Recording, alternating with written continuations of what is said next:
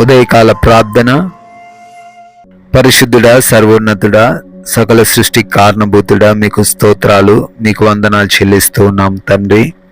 అయా, నిన్నటి రాత్రి కాలమంతా కూడా కాపాడారు, రక్షించారు తండ్రి. అయా, ఏ సమస్య మా దగ్గరకు రాకుండా కాపాడారు.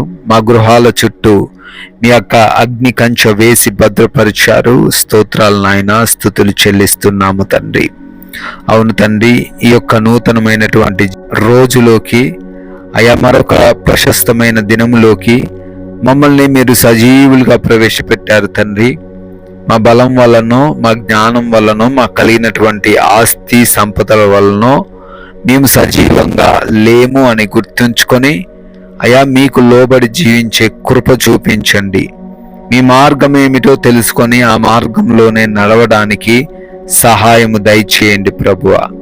ఎస్ లార్డ్, మీరు నా వారై ఉండినట్లు అన్యజనులలో నుండి మిమ్మును వేరుపరిచితిని అని లేవియా కాండము 20వ అధ్యాయము 26వ వచనంలో ఈ వాక్యం సెలవిస్తున్నట్లుగా, అవునయ్యా, మేము ఈ లోకము నుంచి వేరుపరచబడిన వారమై మీ బిడ్డలమై ఈ లోకంలో అనేకులకు సాక్షిగా జీవిస్తూ ఉన్నాము అని గ్రహించి ఆ విధమైన జీవితాన్నే మేము ఈరోజు కలిగి ఉండాలి అని వాక్యం ద్వారా మాట్లాడుతున్నారు.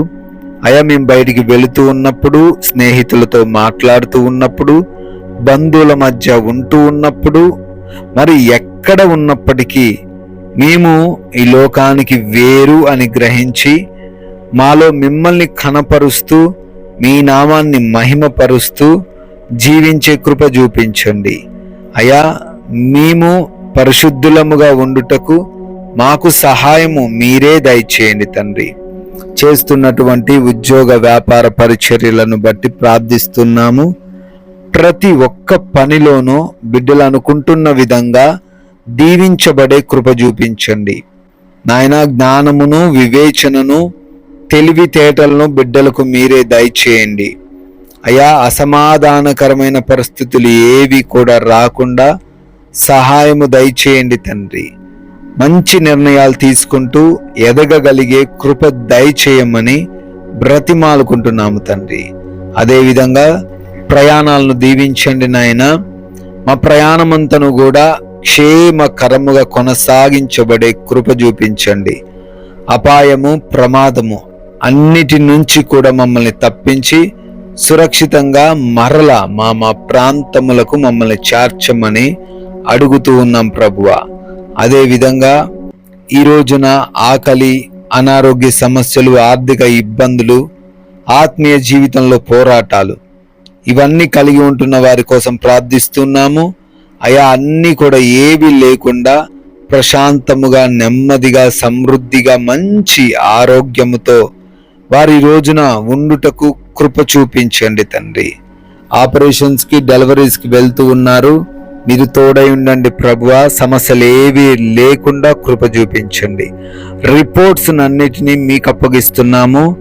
వారు అనుకుంటున్న మంచి రిపోర్ట్ వారికి దయచేయమని బ్రతిమాలుకుంటున్నాం ప్రభువా. ఇంటర్వ్యూస్కి వెళ్తూ ఉన్నారు, ఎగ్జామ్స్ రాస్తూ ఉన్నారు, వారిని కూడా దీవించండి.